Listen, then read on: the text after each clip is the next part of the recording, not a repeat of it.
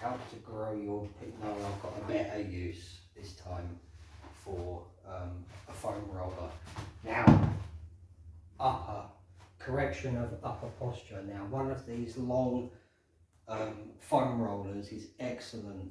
Now, what you do is, one of the most common issues in causing anteriorly rotated shoulders is tight chest muscles and weakened upper back muscles, usually the rhomboids and the lower trapezius, you know.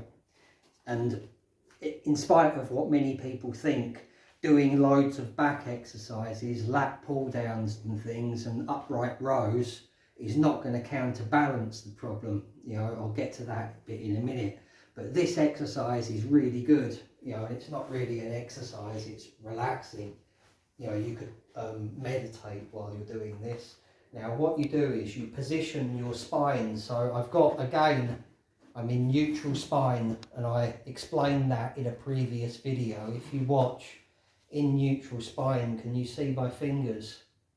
So I've got, you know, a gap, the natural curve in my lumbar spine. My coccyx and sacrum are, the sacral vertebrae are against the foam roller, and my thoracic vertebrae are also against the foam roller. I've also got the natural curve here in my neck, the back of my head. If you come to look at the side as to my body positioning on here. Now, what this exercise does, now then stretch your arms out like this. This helps with repositioning your shoulders into their neutral position, helping to get rid of anteriorly rotated shoulders, with the added bonus of also helping to stretch over tight pectorals, which are, you know, like I've said, contribute towards anteriorly rotated shoulders. Just remain in this position like for 3 to 5 minutes. You could meditate or listen to music or do something while you're doing this.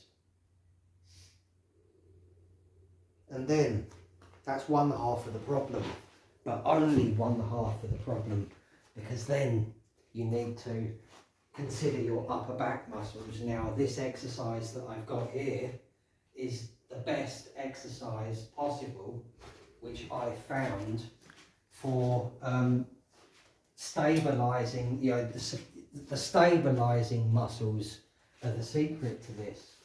Now, this exercise I actually incorporate, because I'm a corrective exercise specialist, I incorporate corrective exercises into my daily resistance training program. So this, it's the good old humble face pull, is the best exercise for helping to stabilize the upper and strengthen the upper back muscles. Now, when it comes to stabilizing muscles, when you're doing, you know, you have your major muscle groups. When you're working out, we have a tendency to train major muscle groups, and it's okay to do heavier weights with major muscle groups.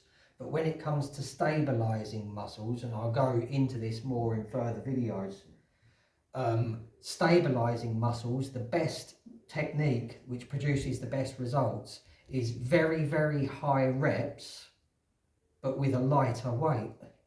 Now, I have a tendency, you know, when I'm working out and I'm doing upper body training, what I do is after each working set, I then do a set of 20 of these.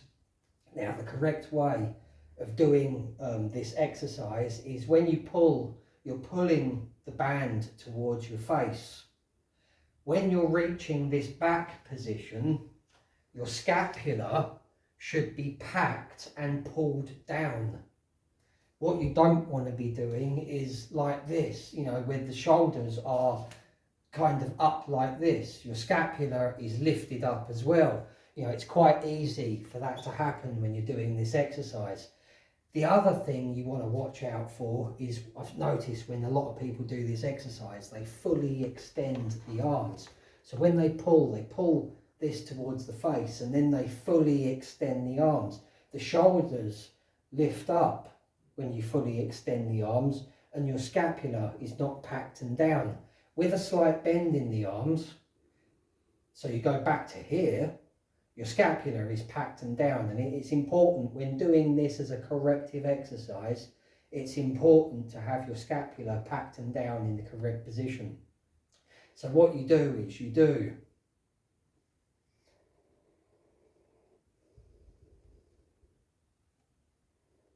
basically doing a shit ton of reps each time you train. Now, if you're doing this with a lightweight, you're not going to get any inflammation or delayed onset muscle soreness. And this is the key with your stabilizing muscles. You need them all the time because they're stabilizing muscles. So you don't really want delayed onset muscle soreness, and you're not aiming for muscular hypertrophy with these stabilizing muscles either.